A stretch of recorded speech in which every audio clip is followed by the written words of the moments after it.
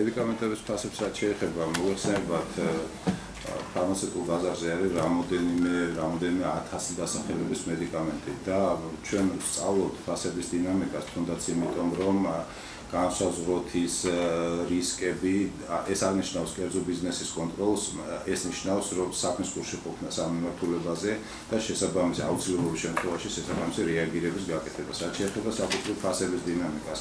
აქ ზოგადი სურათი, ანუ მთლიანად თუ ავიღებთ რა იხარჯებოდა ერთი თვის განმავლობაში ამ რამოდენიმე 1000 პოზიციაზე, მნიშვნელოვანი დინამიკა არ შეიმჩნევა, შემცირების დინამიკა არის, მაგრამ სხვადასხვა პოზიციების მიხედვით ზოგი მედიკამენტის ფასი მნიშვნელოვნად არის, საგრძნობლად არის დაკლებული, ზოგი არც ისე, ზოგი იგივე არის და ზოგი პირიქით მომატებული არის. ესეთ შემთხვევაში მიღებული არის მაგალითად ისევე როგორც აი ვაქცინაციის მოცვის პროცენტი, რამოდენიმე ვაქცინა არის და მაგალითის სახით გიყოლით უბრალოდ რომ მეთოდოლოგიის ახსნა შეძლო. რთული ამიტომ იღებენ ხოლმე ინდიკატორულ მაჩვენებლებს ვაქცინების შემთხვევაში ეს არის ერთი კონკრეტული ვაქცინა და მისი მოცვის ანუ რამდენი ბავშვს გაუკვეთ დააცრა მსჯელობა ყველა დანარჩენზე. აქაც იგივე მეთოდოლოგია არის მედიკამენტებში გამოყენებული, ანუ აღებული არის რამდენიმე ლოტი, რომელიც არის ხშირად გაყიდვადობის მიხედვით და სტრატეგიულობის მიხედვით და ეს არის გულსიზრდე სისტემაზე მოქმედი მედიკამენტები, ანტიბიოტიკები და ასე შემდეგ. ანუ ძირითადი 3-4 მიმართულება.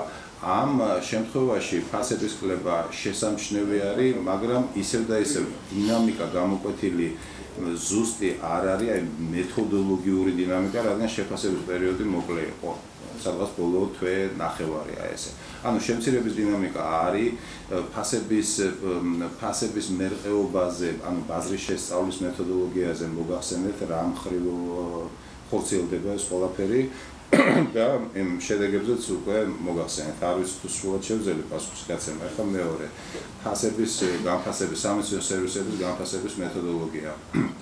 აბსოლუტურად სწორად აღნიშნეთ, რომ სისტემური იქნება ეს DRG თუ რაიმე სხვა და ჩვენ DRG გვაქვს არჩეული, ჭირდება დრო. ამიტომ როგორ მოვიქცეთ ახლა აი როგორ არის რამოდენიმე მეთოდი სამედიცინო სერვისების შესყიდვის. ერთი არის ეგრეთ წოდებული დანახარჯების მიხედვით, ანუ და სამედიცინო დაწესებულება წარმოადგენს ანგარიშს, რომ აი ამ პაციენტის მკურნალობაზე დავხარჯე ამდენი ფული და თუ შეიძლება ამინაზღაურეთ. მეორე არის წინასწარ განსაზღვრული დაწესებული ფასები, როდესაც ტარიფები, ასე ვთქვათ, როდესაც სერვისების შემსწავლელი, ამ შემთხვევაში სახელმწიფო განსაზღვრავს წინასწარ, რომ აი ჩვენ ამ სერვისს ვაფასებთ ამდენად და შესაბამისად გადავიხდით ამდენს.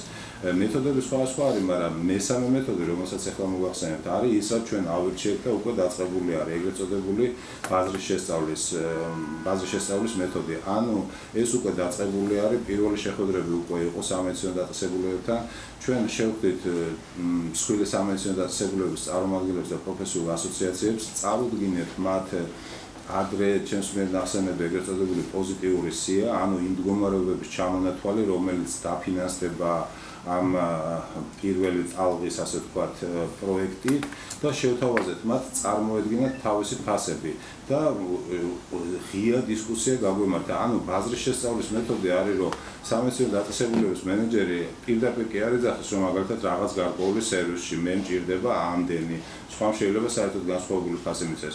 ჩვენ მათ წარუდგინეთ ძირითადი ცხრილი, რისგან შედგება ეს ფასი. მოგესალმებით, ეს არის პირდაპირი ხარჯები, მედიკამენტები, სახარჯი მასალები, ხელფასები, ამორტიზაცია, მოგება, ასე შემდეგ, შევთავაზეთ მათ, რომ აი ამ ცხრილის სახით წარმოედგინათ თავისი ფასები. უნდა აღვნიშნო, რომ ეს შეხვედრა ძალიან ესეთი კონსტრუქციული ხასიათი ჰქონდა, მათ ძალიან დიდი პოზიტივი გამოხატეს, რომ ჩვენ ამ მხრივ თანამშრომლობას ვთავაზობთ და ანუ იქამდე სანამ იქნება DRG სისტემა, ანაზღაურების ფასი იქნება აი ესეთი ბაზრის შესწავლის და ორ მხრივად შეთანხმებული განფასებების მიხედვით.